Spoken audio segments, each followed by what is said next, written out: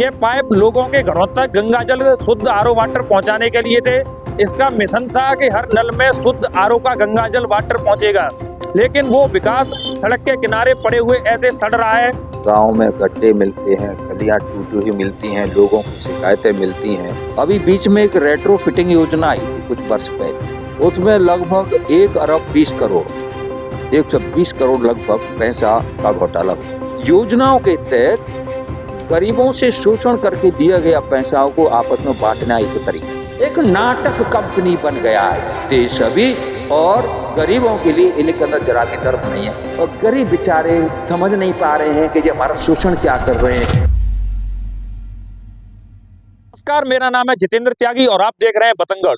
दोस्तों, हम आपको जो सच्ची और निर्भीक पत्रकारिता के जरिए ऐसी खबरें दिखाते हैं, ऐसी कहानियां कवर करते हैं जो कहीं ना कहीं जनता के हितों के लिए होती हैं। उसी कड़ी में आज हम आपको दिखाने जा रहे हैं कि ऐसी कहानी, विकास की ऐसी कहानी जो सड़क के जो साइड किनारे पड़ी हुई सड़ रही है।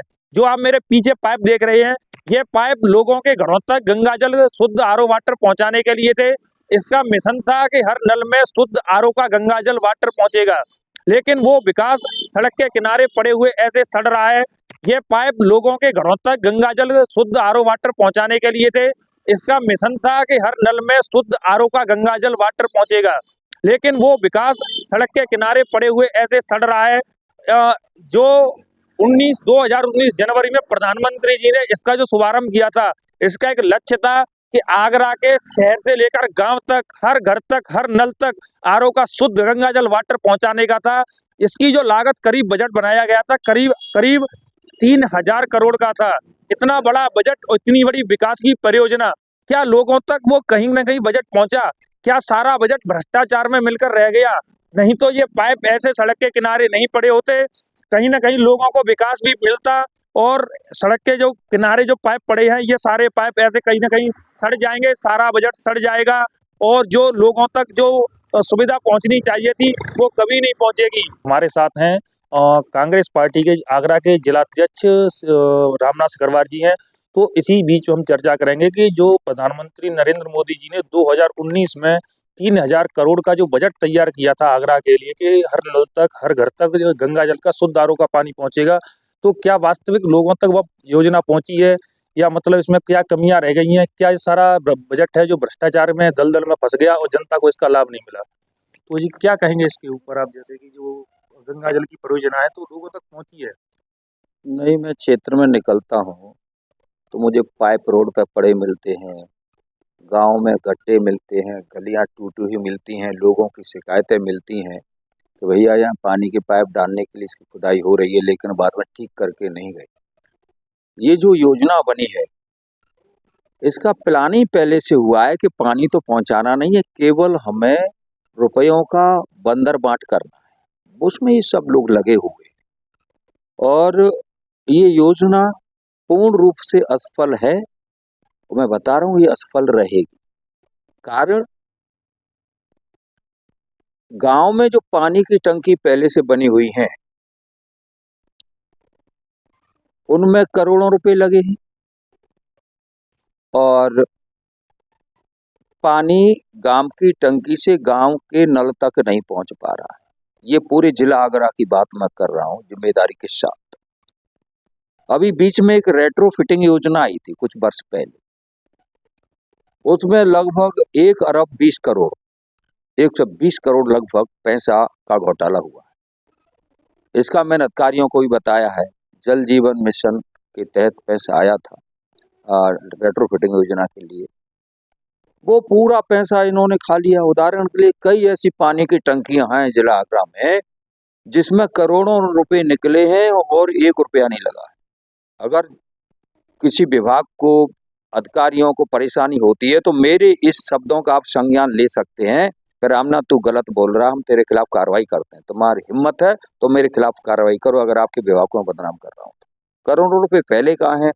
गांव की टंकी से गांव के नल तक पानी नहीं पहुंच रहा है, तो ये तो बहुत दूर से पानी आएगा।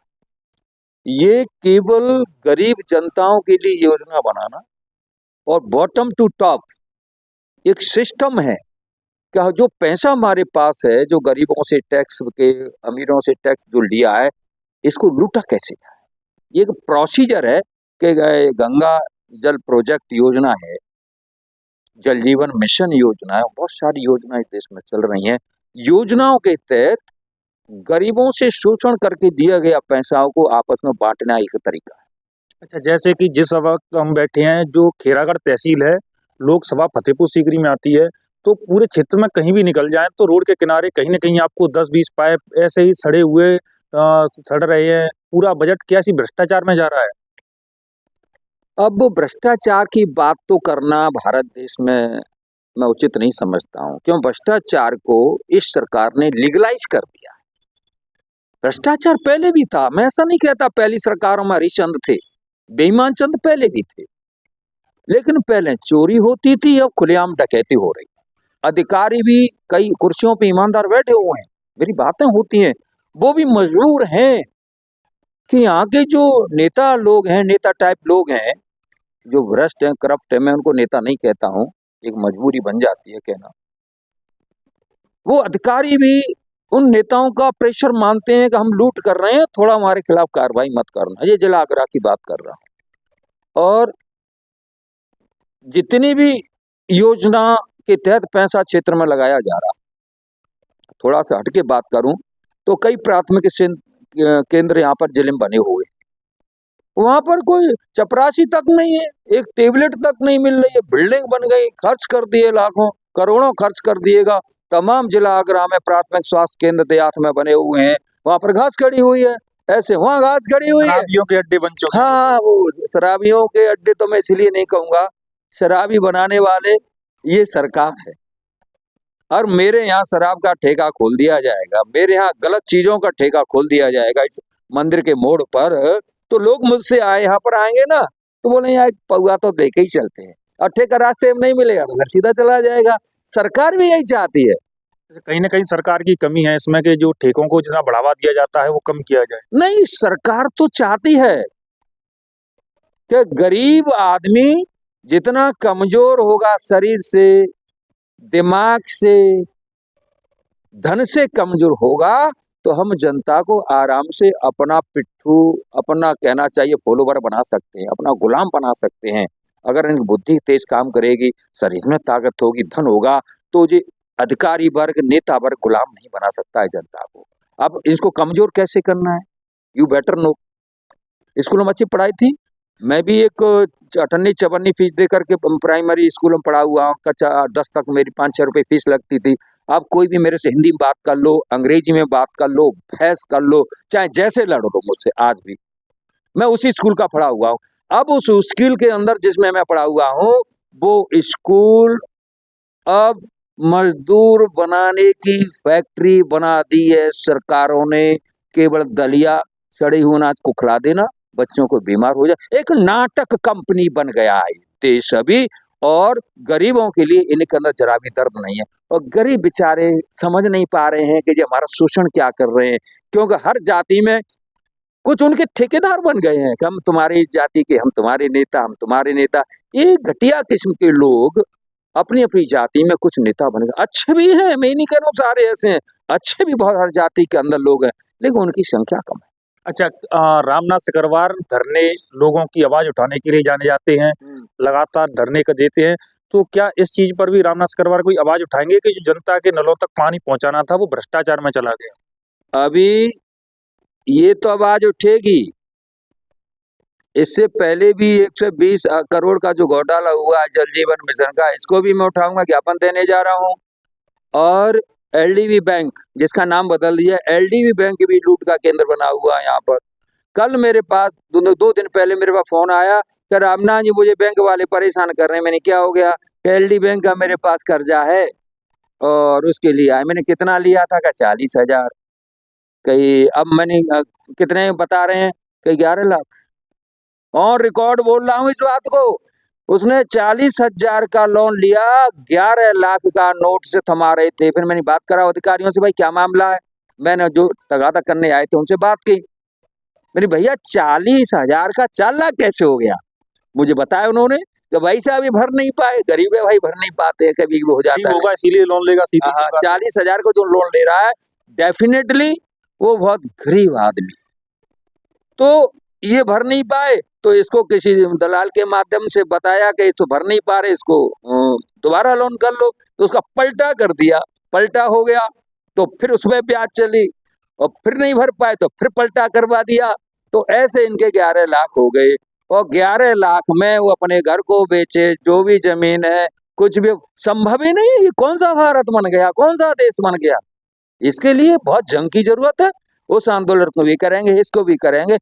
हम हर वो आंदोलन के लिए तैयार हैं जिससे लोगों की जिंदगी में अच्छाइयां आए, उनका जीवन शैली अच्छी बने। जो भ्रष्ट करप्ट जो नेता अधिकारी हैं, इनको किसी भी तरह से थोड़ा सा इनके प्रभाव को कम किया जाए। अच्छा, हमेशा अक्सर हमारे मन में एक सवाल रहता है कि जब भी हम रामनाथ सिकरवार से मिलते हैं तो हमेशा एक आर्मी की कॉस्ट्यूम में ही नजर आते हैं, तो क्या मतलब इसके बारे में क्या कहेंगे? जैसे आर्मी में रहे आप, तो ऐसा मैं 18 साल सेना में रहा हूँ, मुझे देशभक्ति सिखाई गई है और जब मैं गया मुझे वर्दी मिली तो बड़ा गर्व होता था कि मैं इस देश की सेवा कर रहा हूं। वर्दी पहन के मुझे बड़ा गुड फीलिंग होती थी जब मैं क्षेत्र में था। जब मैं रिटायरमेंट आ रहा था तो वर्दी उतारते हुए मुझे ऐसा लग रहा था कि मेरा बहुत कुछ जा रहा है।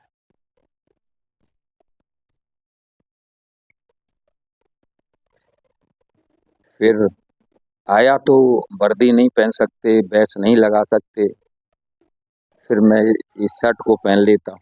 अच्छा, बॉर्डर पर देश के दुश्मनों से लड़ने में और देश के अंदर देश के दुश्मनों से लड़ने में, दोनों में क्या फर्क लगा आपको? जमीन आसमान का फर्क है। बॉर्डर के दुश्मन दिखाई देते थे कि उस पार हैं, वो हमारे दुश्मन है, हमारे ऊपर फायरिंग कर सकते हैं, हमारी जान को ले सकते हैं, हमारे देश की सीमा में घुस सकते हैं। लेकिन जो भारत देश के अंदर हैं, हमारे बीच में रह रहे हैं, पता नहीं ये कब क्या करें। एक एग्जाम्पल दे दूं, जैसे जानवर कीड़े मकोड़े आते हैं, उसको शरीर देख के मालूम लगता है सांप है तो शरीर मालूम लग जाए कि दांतों में जहर होता है, हमें काटेगा तो मर जाए। पूंछ में कुछ भी नहीं है बाकी हिस्से में। पशु आएगा तो बोलेंगे सींग से मारेगा या लात मारेगा। बिच्छू के पूंछ में जहर होता है, वो दिखते हैं पशु और कीड़े मकोड़े में। लेकिन जो मनुष्य है पता नहीं लगता एक संत है ये, या महापुरुष है, या दयालु है, या क्रूर है, निर्दयी है, या हमारी जान लेगा। और इसके शरीर में पता नहीं लगता कि कब कहां से काटेगा। Very dangerous. इसलिए अपने बीच में लोगों में पता नहीं लगता कौन दुश्मन है कौन दोस्त है। मैंने चुनाव में भी देखा, तमाम लोग मेरे साथ थे, साथ दिया लोगों ने और मुझे जिता भी दिया था, जैसे पूरे क्षेत्र को मालूम। बाद में मिल मिला के सब अधिकारियों ने, नेताओं ने मुझे हराया। तो जो मेरे साथ कुछ लीडर्स थे, बाद में दूसरी तरफ बिके जा करके और पैसा लेकर के वो मेरे खिलाफ भी चल गए। तो पता ही नहीं लगता कि किसको दोस्त कहें, किसको क्या कहें। It's very difficult to justify whether is the enemy और friend in present situation of our country.